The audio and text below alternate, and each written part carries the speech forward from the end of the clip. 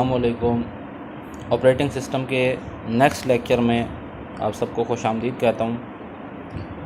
Previous जितने भी lectures हो चुके हैं एग्ज़ामिनेशन पॉइंट ऑफ व्यू से बड़े इंपॉर्टेंट टॉपिक्स पे हुए हैं और आज भी हम जो टॉपिक पढ़ने वाले हैं वो भी एक इम्पॉर्टेंट टॉपिक है। तो जो प्रीवियस हमारा लेक्चर्स था आज उसी को कंटिन्यू करेंगे। उसमें कुछ टॉपिक्स रह गए थे और उनमें से एक आज हमने पढ़ना है। वो टॉपिक है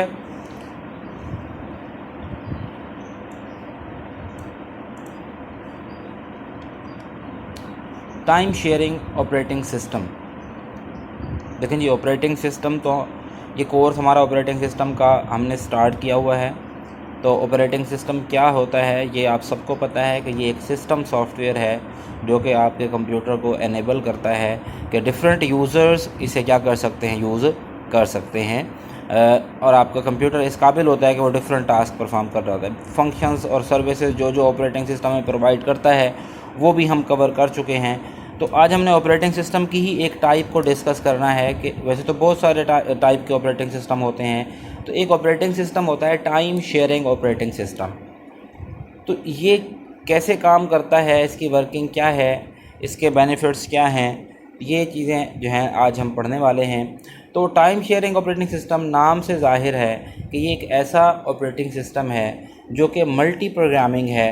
मल्टी प्रोग्रामिंग का मतलब आपको पता होगा कि मल्टीपल प्रोग्राम्स सेम टाइम में एग्जीक्यूट हो सकते हैं, मल्टीपल प्रोसेस एक टाइम में एग्जीक्यूट हो सकते हैं। तो it is a multi programming and multi processing system. It also uses CPU scheduling means के क्योंकि ये एक टाइम शेयरिंग ऑपरेटिंग सिस्टम है, इसका मतलब ये हुआ कि इसने डिफरेंट यूज़र्स के साथ टाइम शेयर करना है। तो अब जब टाइम शेयर करना है वो टाइम किस चीज़ का टाइम होगा, वो CPU टाइम। CPU को कि कितना टाइम CPU का कौन से यूज़र को देना है और फिर कितना दूसरे यूज़र को देना है, क्योंकि डिफरेंट यूज़र्स इस ऑपरेटिंग सिस्टम के थ्रू कंप्यूटर को सेम टाइम में क्या कर सकते हैं, एक्सेस कर सकते हैं। तो ये एक ऐसा ऑपरेटिंग सिस्टम है जो कि CPU स्केजुलिंग भी करता है, यानी कि CPU का एक शेड्यूल बनाता है कि कब किस जॉब को, किस प्रोसेस को CPU दिया जाएगा उसका टाइम और कब फिर उससे वापस लिया जाएगा। नेक्स्ट हमारे पास है multiple users share the computer eight same time. बहुत सारे यूज़र्स जो हैं एक टाइम में, ये भी मैंने अभी बात की है कि टाइम शेयरिंग ऑपरेटिंग सिस्टम में मल्टीपल यूज़र्स एक टाइम में क्या कर सकते हैं, कंप्यूटर को शेयर कर सकते हैं। तो इसका मतलब ये होगा कि कंप्यूटर जो होता है वो मल्टीपल जॉब्स एग्जीक्यूट करता है एक ही वक्त के अंदर, एक ही टाइम में, जो कि डिफरेंट यूज़र्स उसे देते हैं और उनके दरमियान फिर ये स्विचिंग भी होती रहती है। मींस कि एक जॉब अगर कर रहा है तो उस जॉब को थोड़ा टाइम हो गया तो फिर उस जॉब को भी अगर कंप्लीट हो गई है तो ठीक है, वरना उसको अभी रहने देगा और फिर नेक्स्ट जॉब को क्या कर लेगा, स्विच कर लेगा। अच्छा जी, तो ये ज़्यादातर जो है वो नेटवर्क्स में, कम्युनिकेशन नेटवर्क्स में जो है ना वो इस्तेमाल होते हैं। अब नेक्स्ट जो पॉइंट है वो ये है कि ईच यूज़र, प्रोसेस यूज़र भी हो सकता है या प्रोसेस भी, is assigned a small time called time slice. देखिए ये एक इम्पॉर्टेंट टर्म है इसके अंदर, टाइम स्लाइस। टाइम स्लाइस क्या होता है, ये वो अमाउंट ऑफ टाइम है जो किसी भी प्रोसेस या किसी भी यूज़र को दिया जाता है जो कि ऑपरेटिंग सिस्टम ही देता है, असाइन करता है। देखिए ना, नाम से ज़ाहिर है टाइम शेयरिंग ऑपरेटिंग सिस्टम के time, amount of time share होगा कि 2 मिलीसेकंड के लिए 3 मिलीसेकंड। भाई सपोज करते हैं कि एक टाइम शेयरिंग ऑपरेटिंग सिस्टम वो कहता है कि टाइम स्लाइस कितने का बनाता है, 3 सेकंड का। ये टाइम स्लाइस की टर्म हम यूज़ कर रहे हैं। टाइम स्लाइस का मतलब ये वो अमाउंट ऑफ टाइम होती है जो हर जॉब को आप देते हैं कि भाई फॉर एग्जांपल भाई 2-2 सेकंड आपके पास 5 जो प्रोसेस हैं या 5 जॉब्स आई हुई हैं, तो कंप्यूटर क्या करता है, 2-2 मिलीसेकंड सबको देता जाता है। अब अगर वो job with in the 2 millisecond जो टाइम स्लाइस उसको दिया जाता है, अगर वो उसके अंदर कंप्लीट हो जाता है तो ठीक, नहीं तो फिर वो क्या होता है कि उसको हम सिस्टम में साइड पे रख देते हैं जहां वो अनप्रोसेस्ड जॉब्स पड़ी होती हैं जो कि अभी तक प्रोसेस नहीं हुई होती, उन्हें हम जॉब क्यों कहते हैं। यहाँ का लिस्ट ऑफ जॉब होता है कि हमने इसको क्या करना है, प्रोसेस करना है। तो टाइम स्लाइस एक्चुअल में वो अमाउंट ऑफ टाइम है जो कि किसी भी प्रोसेस को या किसी भी यूज़र को हम असाइन करते हैं कि वो अपनी एग्जीक्यूशन क्या कर ले, कंप्लीट कर ले। ईच प्रोसेस और job should be completed with in its time slice, और हर जॉब या हर प्रोसेस को चाहिए कि वो अपने उस टाइम स्लाइस में क्या हो जाए, कंप्लीट हो जाए। हाँ, अगर वो कंप्लीट नहीं होता उस टाइम से, फॉर एग्ज़ाम्पल आपके पास एक प्रोसेस आया तो वो प्रोसेस जो है अभी तक वो कंप्लीट नहीं हुआ, तो क्या होगा कि if jobs execution completes with in its time, अगर तो वो कंप्लीट हो जाता है टाइम स्लाइस में, it is removed from the job queue.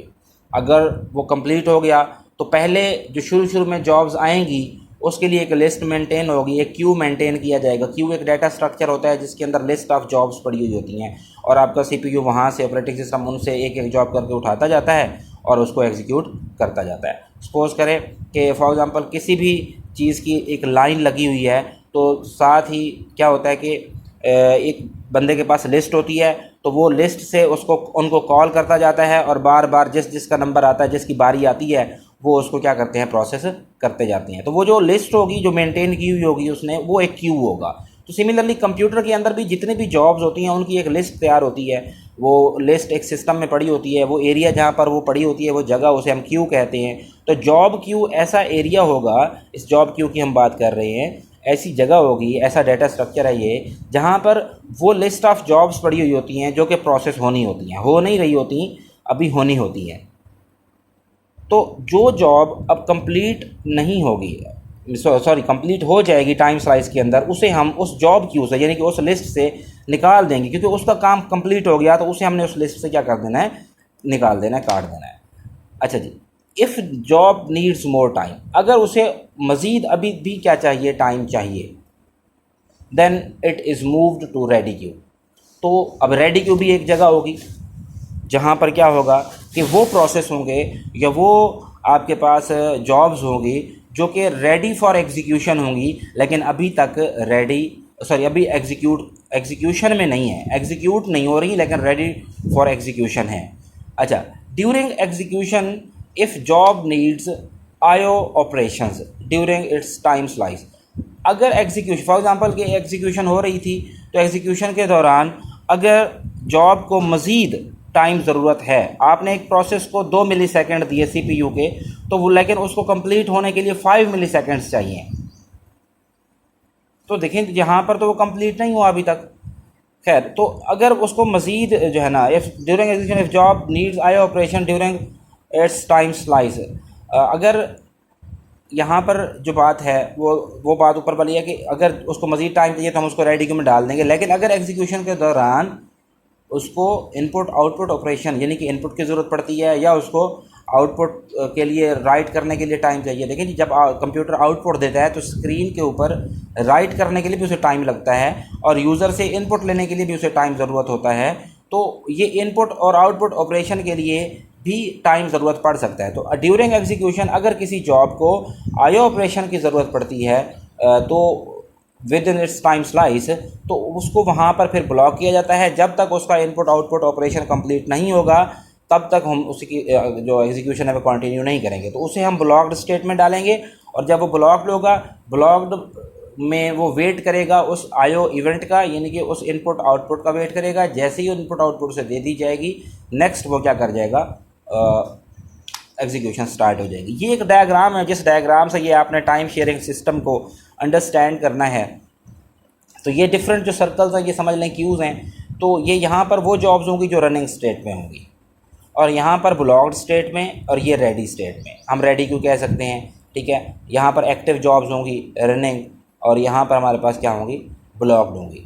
अब देखना यह है, जो रेडी हैं तो हम उन्हें डिस्पैच करेंगे, रनिंग की तरफ भेजेंगे, रन करने के लिए डिस्पैच कर देंगे कि ऑपरेटिंग सिस्टम रेडी से एक जॉब उठाएगा रेडी स्टेट से और रनिंग के लिए भेज देगा। सीपीयू यहाँ टाइम देगा उसे। अब यहाँ पर दो पॉसिबिलिटीज़ हैं, या तो उसका टाइम ख़त्म हो गया, ठीक हो गया, टाइम ख़त्म होने के बाद, या फिर उसको आईओ रिक्वेस्ट की ज़रूरत है। अगर तो वो कंप्लीट इनपुट आउटपुट जैसे ही कंप्लीट हो जाता है, अच्छा हाँ, अगर रनिंग से ही वो कंप्लीट हो जाता है तो उसको यहाँ से हम ख़त्म कर देंगे, वो फिर इस साइकिल में नहीं आएगा। ये 3 स्टेट साइकिल है। इस साइकिल, ये रनिंग से एक और स्टेट समझ लें तो वो साइड पे कंप्लीटेड है, तो वो वहाँ से ख़त्म हो जाएगा, उसे हम यहाँ से ख़त्म कर देंगे। लेकिन रनिंग से अगर 2 इवेंट अगर होते हैं, या तो उसे इनपुट आउटपुट की ज़रूरत पड़ती है या उसके टाइम आउट होने के चांस है। टाइम आउट हो गया तो वो वापस रेडी में आ जाएगा। अगर उसको आयो रिक्वेस्ट की ज़रूरत है तो वो किस में चला जाएगा, ब्लॉक्ड स्टेट में चला जाएगा। अब ब्लॉक्ड स्टेट से फिर आयो ऑपरेशंस जो है ना, आयो complete, input output operation complete होगा तो वो रेडी स्टेट में आ जाएंगे। तो यहाँ तक कोई मसला हो तो आप लोगों ने बताना है, कोई प्रॉब्लम हो तो बताना है। ब्लॉक्ड स्टेट में कौन से प्रोसेस होते हैं जिनको इनपुट आउटपुट, जिनकी रिक्वेस्ट आती है, और अगर इनपुट आउटपुट रिक्वेस्ट नहीं आती, टाइम आउट हो जाता है, तो वो रेडी स्टेट में आ जाएंगे। जब ब्लॉक्ड स्टेट में होते हैं तो आयो ऑपरेशन का वेट होता है उन्हें, जैसे ही आयो ऑपरेशन कंप्लीट होता है तो ब्लॉक्ड से वापस रेडी में आ जाते हैं, रेडी से फिर वो रनिंग में जाते हैं। तो ये साइकिल तब तक चलता रहता है जब तक कि कोई भी जॉब या कोई भी प्रोसेस कंप्लीट नहीं हो जाता। ये है टाइम शेयरिंग ऑपरेटिंग सिस्टम।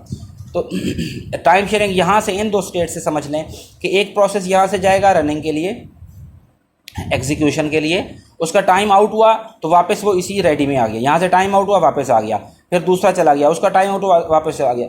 अब अगर with in the time slice वो कंप्लीट कर लेता है तो उसे हम इस साइकिल से निकाल देंगे, जॉब क्यू से निकाल देंगे। अगर वो कंप्लीट नहीं करता तो फिर वो रेडी स्टेट में बार बार आता रहेगा जब तक कि कंप्लीट नहीं हो जाएगा। क्योंकि एक ही टाइम में अगर हमने 2 मिलीसेकंड का टाइम स्लाइस फिक्स कर दिया है तो 2 मिलीसेकंड जिसका टाइम एक्सपायर हो जाएगा वो फिर वापस अगर उसको मज़ीद टाइम चाहिए तो रेडी में उसे वेट करना पड़ेगा, बाद में बता के बाकियों को हम क्या कर सकें, टाइम दे सकें। यहाँ तक कोई बात समझ ना आई हो तो आप लोगों ने बताना है। नेक्स्ट लेक्चर तक के लिए आप लोग अपना ख्याल रखें। Thank you so much.